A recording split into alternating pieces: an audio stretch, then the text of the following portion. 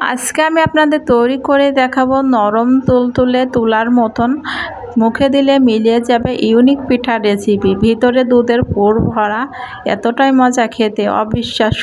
আপনার একবার খেলে প্রেমে পড়ে যাবেন এই পিঠাটা, বারবার খেতে মন চাইবে। আর এই পিঠাটা খেতে এতটাই মজা, এই শীতে আপনারা একবার ট্রাই করে দেখুন বাসায়। চলুন তাহলে পিঠাটা তৈরি করার জন্য চলে যাই। প্রথমে এখানে আমি 1 কাপ লিকুইড গরুর দুধ নিয়েছি গরম, আর 1 চামচ দিয়ে দিয়েছি ইস্ট, দিয়ে ভালো করে মিশিয়ে নিচ্ছি। ইস্টের সাথে দুধটা মিশিয়ে 2 মিনিট রেখে দিয়েছি। এখন 1 কাপ দিয়ে দিয়েছি ময়দা বা আটা, আপনারা যে কোনো একটা দিয়ে তৈরি করে নিতে পারবেন এই পিঠাটা, হাতের কাছে যেটা থাকে। আমি এখানে পিঠাটা আটা দিয়ে তৈরি করছি। এখন ভালো করে হাত দিয়ে মাখিয়ে নিচ্ছি আটাটা। এখন মাখানো হয়ে গিয়েছে, এখানে আর কিছুটা তেল দিয়ে ভালো করে ডোটা মেখে নিচ্ছি। এখন ঢেকে রাখছি কিছুক্ষণ। এখন ক্রিমটা তৈরি করে নিচ্ছি। ক্রিমটা তৈরি করার জন্য 1 কাপ লিকুইড গরুর দুধ দিয়ে দিচ্ছি, দিয়ে দুধটা জাল দিয়ে নেব। জাল দিয়ে কিছুক্ষণ ঘন করে নেব। এখন দুধটা জাল দিয়ে কিছুক্ষণ ঘন করে নেওয়ার পরে এখানে 1/2 কাপ দিয়ে দিচ্ছি গুঁড়া দুধ। গুঁড়া দুধটা দেওয়া হয়ে গেলে এখানে 1/2 কাপ দিয়ে দিচ্ছি চিনি। চিনিটা দিয়ে ভালো করে মিশিয়ে নিচ্ছি, আর কয়েকটা কিশমিশ দিয়ে দিচ্ছি, দিয়ে ভালো করে নেড়ে ছেড়ে মিশিয়ে নিয়েছি কিছুটা ঘন হয়ে আসা পর্যন্ত।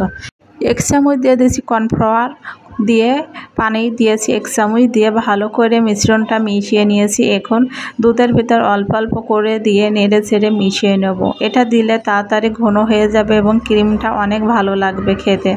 দেখুন কিছুক্ষণের মধ্যে কিন্তু দুধের এই ক্রিমটা ঘন হয়ে এসেছে। এখন আমাদের ক্রিমটা তৈরি হয়ে গিয়েছে। এখন 1 চামচ ঘি দিয়ে দিচ্ছি, দিয়ে কিছুক্ষণ নেড়ে ছেড়ে ক্রিমটা নামিয়ে নিচ্ছি। দেখুন অনেকটা ঘন হয়ে এসেছে, আমাদের ক্রিমটা রেডি হয়ে গিয়েছে। এখন পিঠাটা তৈরি করে নেব।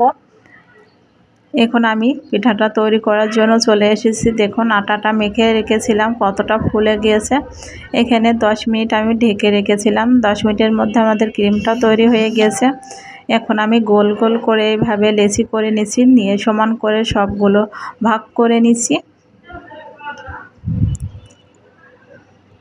আপনারা বাসায় এই শীতে একবার এই পিঠাটা তৈরি করে দেখবেন, খেতে এতটা মজা লাগবে আপনারা বারবার খেতে চাইবেন। এইভাবে গোল গোল করে আমি বাটি করে নিয়েছি। দেখুন হাত দিয়ে এইভাবে গোল গোল করে বাটি করে নিয়েছি। এখন সেই দুধের ক্রিমটা দিয়ে দিচ্ছি ভিতরে, দিয়ে মুখটা আটকে দিচ্ছি।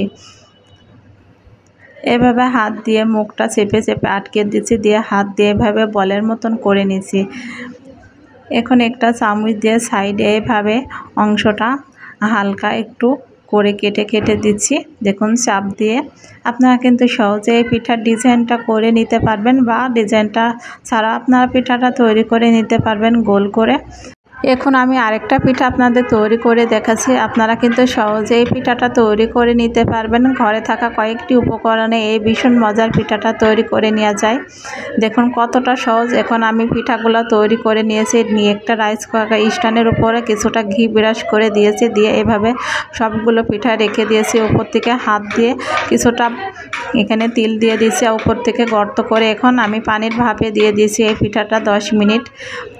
এখন একটা ঢাকনা দিয়ে ঢেকে রেখে দিয়েছি 10 মিনিটের জন্য। 10 মিনিট পরে ঢাকনাটা খুলে দেখে নিয়েছি। দেখুন আমাদের পিঠাটা তৈরি হয়ে গিয়েছে, কতটা সুন্দর হয়েছে, নরম তুলতুলা। এখন সবগুলো পিঠা আমি উঠিয়ে নিচ্ছি। দেখুন সবগুলো পিঠা আমি উঠিয়ে নিয়েছি। এটা দেখতে কতটা সুন্দর লাগছে, আর দেখুন কতটা নরম। এটা মুখে দিলে মিলিয়ে যাবে, আর এটা খেতে এত ভালো লাগে আপনারা বুঝতে পারবেন না। ভালো লাগলে লাইক কমেন্ট শেয়ার করবেন।